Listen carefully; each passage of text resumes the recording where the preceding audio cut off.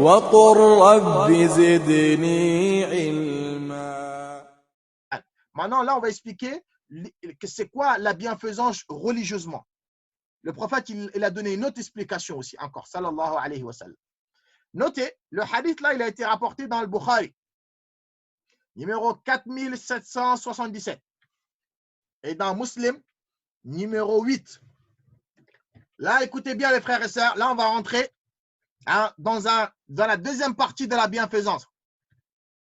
Et ce degré-là, pour l'atteindre, c'est très, très difficile, mais ce n'est pas impossible.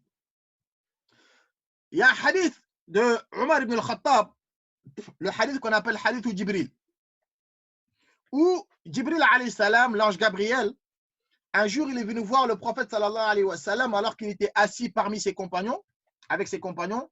Jibril, il est venu bien habillé en blanc, avec les cheveux noirs, et il est venu s'asseoir devant le prophète sallallahu alayhi wa sallam. Et il lui a dit, Ya Muhammad, ô toi Muhammad, akhbirni an l'islam. Informe-moi sur l'islam. Et les compagnons, ils étaient autour. Et ils étaient étonnés. Ils ont dit, mais cette personne-là, on ne le connaît pas parmi nous. Ce n'est pas un compagnon, on ne le connaît pas, on ne l'a jamais vu.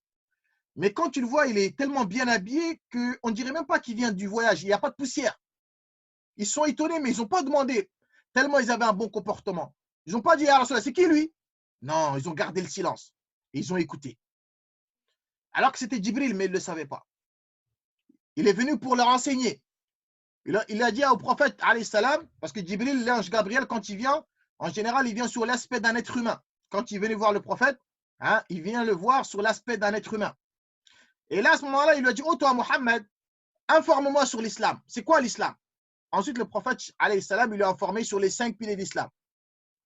C'est le fait de dire la ilaha illallah, l'attestation de foi, d'accomplir la prière, de s'acquitter de la zakat, de jeûner le mois du ramadan et d'accomplir le pèlerinage si la personne elle est en capacité.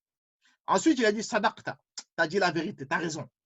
Omar ibn al-Khattab a dit fa'ajibna lahu yas'aluhu wa yusaddiquhu. Mais nous, ça nous étonnait. Normalement, quelqu'un qui ne connaît pas, quand tu poses la question, tu ne dis pas oui, tu as raison. Il dit ça nous a étonnés. Il lui a questionné, ensuite il confirme ce qu'il dit. Mais eux, ils ont gardé le silence, ils n'ont rien dit.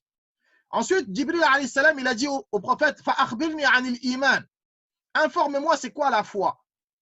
Le prophète, il a dit la foi, c'est le fait de croire en Allah, wa malaikatihi, le fait de croire aux anges, wa rusulihi, le fait de croire à tous les messagers qu'Allah il a envoyés, wa kutubihi, le fait de croire aux livres qu'Allah il a fait descendre, wa tu'mina bil qadari khayrihi wa sharrihi, et le fait de croire en la prédestinée, qu'elle soit bonne ou mauvaise. Ensuite, Jibril a dit sadaqta, tu as raison. Fa'akhbirni anil ihsan. Voilà, moi c'est ce que j'avais besoin. Ensuite, Jibril a dit au prophète, informe-moi c'est quoi la bienfaisance. Et là, le prophète, il a donné une autre définition de la bienfaisance. Faqala an ta'budallaha ka'annaka tarahu. C'est le fait d'adorer Allah comme si tu le voyais. On va expliquer ça, Inch'Allah. Le prophète, il a dit, la bienfaisance, c'est quand tu fais une acte d'adoration, tellement tu t'appliques, tellement tu te concentres, tellement tu le fais correctement, tellement tu crains Allah, tellement tu t'humilies, c'est comme Allah il est devant toi, c'est comme si tu le voyais devant toi. Mais si tu ne le vois pas, sache que lui il te voit. Maintenant, c'est ce qu'on va expliquer là aujourd'hui, Inch'Allah. Je répète, le prophète sallallahu alayhi wa sallam, Jibril lui a dit, c'est quoi al-ihsan? La bienfaisance, c'est quoi? Il a dit, la bienfaisance, c'est d'adorer Allah comme si tu le voyais. Mais si tu ne le vois pas, sache que lui, il te voit. Jamil. Maintenant, je pense que ça, c'est clair. Maintenant, on va essayer de détailler, décortiquer ça, point par point. Ça veut dire quoi, les frères, le fait d'adorer Allah comme si tu le voyais? Qu'est-ce que ça veut dire? Jamil. Écrivez, les frères et sœurs. Ce degré-là qui est al-ihsan, le fait d'adorer Allah comme si tu le voyais, c'est-à-dire tellement la personne, notez cela, tellement la personne elle a la certitude,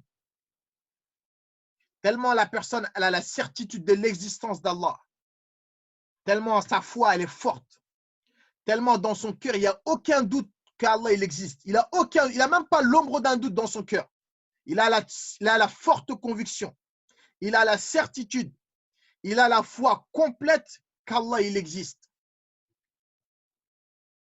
Et ce serviteur-là, tellement sa foi elle est forte, tellement son amour envers Allah elle est forte, que quand il adore Allah, c'est comme s'il le voyait devant lui. Et vous savez bien, quelqu'un qui voit quelqu'un devant lui, il n'a aucun doute dans son existence. Donc lui, tellement il a la forte conviction, sa foi elle est forte, son yaqin il est fort, son iman il est fort, hein, que lui, quand il adore Allah, c'est comme s'il le voyait devant lui. Le Cheikh Saadi, il a dit, dans le commentaire, Cheikh Saadi, il a dit, dans le commentaire, il a dit, si l'homme il réalise cela, l'homme il atteint ce degré-là, dans chacune de ces situations, dans chacune de ces actes d'adoration, l'homme, sa foi, elle est arrivée à un tel point, comme s'il voyait Allah, comme si Allah il le voyait. Il a dit, quand le serviteur il réalise ça dans toutes ses actions, dans tous ses actes d'adoration, il a dit, cela va l'empêcher de se tourner vers autre qu'Allah. Mais maintenant, lui, tout ce qu'il va faire, il ne va pas le faire pour autre qu'Allah. Lui, il va le faire avec sincérité. Parce que lui, il adore Allah comme s'il voyait. Tellement son amour et sa certitude et sa foi, elle est forte envers Allah. Hein? Bah celui, ça va l'empêcher l'ostentation. Ça va l'éviter l'ostentation, en fait.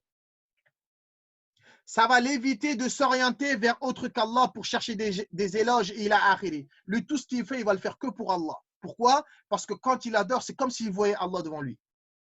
Si vous voyez les frères et sœurs, certains parmi nous, quand on prie, on n'est pas concentré. Quand on prie, il y en a même, ils regardent la télé carrément en priant. Ou bien il y en a quand ils prient, ils sont en train de rigoler.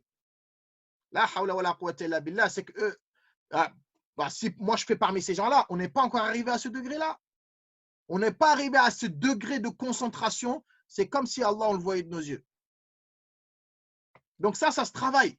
C'est pour ça que je vous ai dit la semaine dernière, ça c'est le plus haut degré de la religion, al-ihsan, d'adorer Allah comme si tu le voyais devant toi. Tellement tu as la certitude qu'il existe, tellement tu as la foi, tellement son amour, elle a empli ton cœur. Ben là, quand toi tu vas adorer Allah, chaque acte d'adoration que tu fais, chaque acte d'adoration, tu le fais correctement, tu le fais à la perfection, comme si tu voyais Allah devant toi. Subhanahu wa ta'ala. C'est ça que ça veut dire, hein, adore Allah comme si tu le voyais. C'est ça le ma'na, c'est ça le sens en fait.